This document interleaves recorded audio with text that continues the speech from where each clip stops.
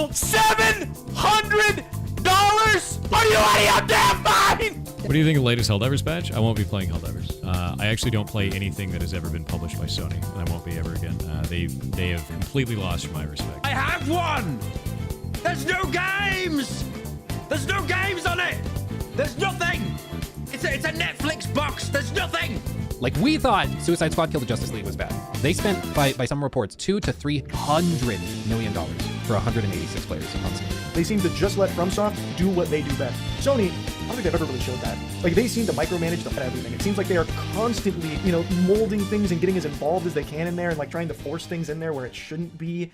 People not wanting Sony to buy From Software, the creators of Elden Ring, Dark Souls, Bloodborne, and of course Sekiro, to me that's a clear display that unfortunately Sony have completely lost the love and, more importantly, the trust of the gaming community. This is a clear display of their actions over the past years coming back to bite them. While a company like CD Projekt Red lost their favor in one big blunder, Sony have made decisions over the past 2 years that have let down and disappointed their fan base time and time again.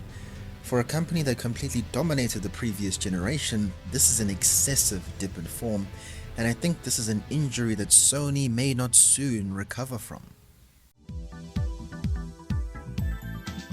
They made it so that the game was no longer purchasable in any region where PSN is not available, which is roughly 2/3 of the world. There's no reason these people can't play. PSN is not required to play the game, but you can't buy it in regions where PSN is not available. And then they did this to Ghost of Tsushima, and then they did it to God of War Ragnarok. And God of War Ragnarok is a fully single-player game. There's not even online functionality.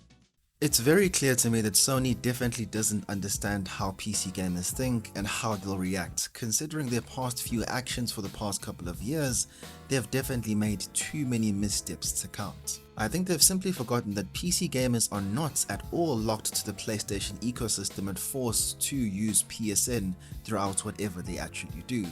PC gamers have the option to go to whichever storefront they want, purchase whatever game they want, and even have the opportunity to go through some more nefarious activities and set sail. The Helldivers situation was a simple display of greed.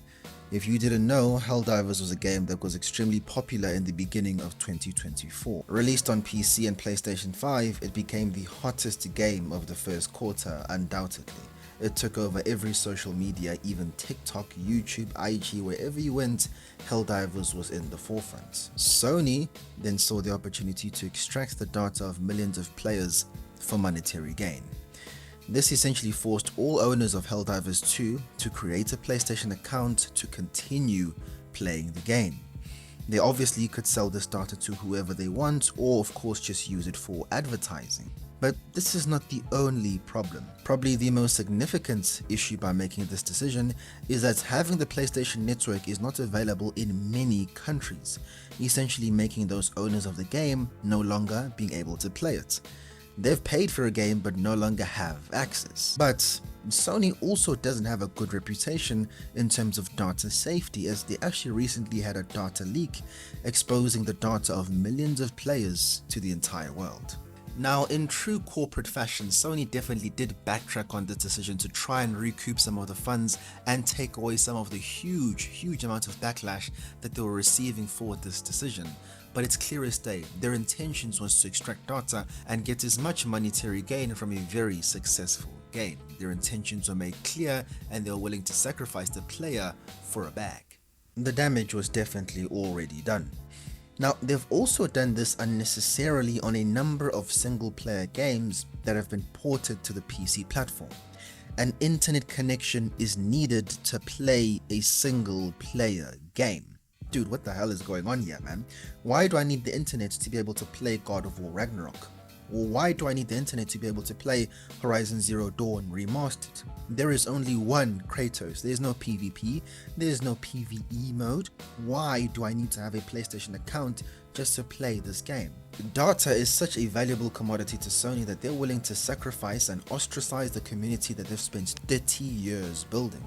Now, this is definitely a side note, but PlayStation and Sony not releasing a Bloodborne PC port is an absolute shame. They're actually being outdone by the emulator community, as they almost have Bloodborne running at 60 FPS at this point and almost have all the textures being able to be reflected. Absolutely crazy work and another missed opportunity to not give the players what they want. Instead, they put all their funds into questionable releases. And after, but there's basically no saving this design. This is a fundamental catastrophic failure of an understanding of visual expression and art. The PS4 era was built on selling gamers extremely high production value, high quality, single player narrative experiences. In the PS5 generation, they basically flipped a 180 and fans are frustrated. Now, over the past couple of years, Sony have definitely had a mixed bag in terms of their releases. They'll have a hit here and there, and then they'll have a colossal failure like Concord. They'll release a questionable and more so safe sequel like Spider-Man 2, and then have another game pushing the live service model that gamers are not even interested in, far away from the essential fan base that they've created of single player gamers, which is what they want. Sony is missing the mark not only in terms of hardware but also in terms of software development. Now, this is absolutely so sad, but if we're being absolutely honest, Concord is quite possibly the biggest financial blunder in gaming history. $600 million budgets, a peak number of 697 on the Steam platform, and estimated to have only sold 25,000 copies. Considering the circumstances, I'm absolutely not surprised that Sony have not released any more intricate data on the selling and the stats of Concord. Sony was so ashamed of this title that they didn't even make it free to play to maybe recoup some funds through battle passes or skins. Instead, they shut it down completely, refunding all players who had purchased the game. And this game is a clear reminder of what happens when you don't give the players what they want.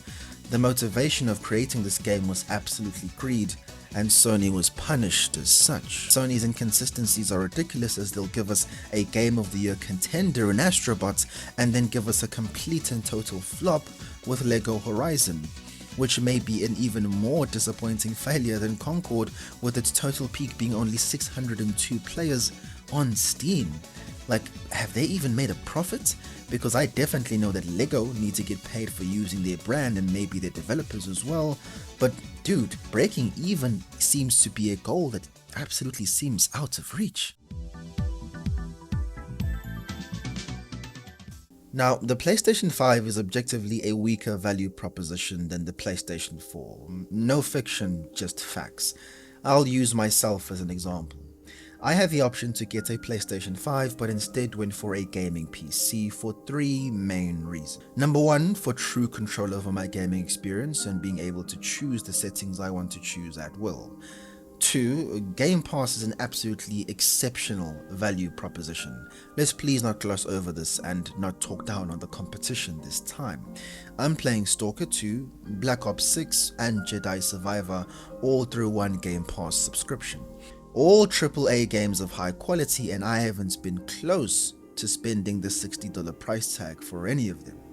If I was on the PlayStation 5 console, I would be assuredly down $180. The Game Pass has me covered for about $5. Absolute madness. Now, another reason that the PlayStation 5 is no longer that great of a value proposition is how PlayStation is choosing to handle their exclusive games. The exclusives of PlayStation are definitely still system sellers, but they do hold less value, as the sequels definitely haven't been as revolutionary as the original. I essentially now know for a fact that pretty much every single PlayStation exclusive, with probably the exception of just Astrobot, as he's Sony's new mascot, will eventually come to PC. I'm very comfortable to wait a year, maybe a year and a half, to play the best version of the same game on PC. Of course, the only L is that you're probably not going to be able to play GTA 6 for many years to come, as Rockstar tend to take their time with that device. The PlayStation 5 Pro was just a nail in the coffin for me and many other gamers. Over $700 for a minimal technical upgrade with almost insignificant visual improvements, all for a console that doesn't come with a stand or a disk drive, which came with the original iteration of the console. Simply insulting. As somebody who's been a PlayStation fan for over a decade, every single console I've had before getting this gaming PC over here has been a PlayStation console, from the PS2, the PS3 to the PlayStation 4. PlayStation has served me well, and it has always been a great value proposition, as I knew that Sony always puts the player first. In recent times, that motto has definitely changed, and unfortunately they seem to be pushing for a more premium brand, something more so like Apple, which don't care about the people. Looking at the evidence I've presented in this video, it's clear that Sony has fallen from grace, and damn, it's been a long time coming.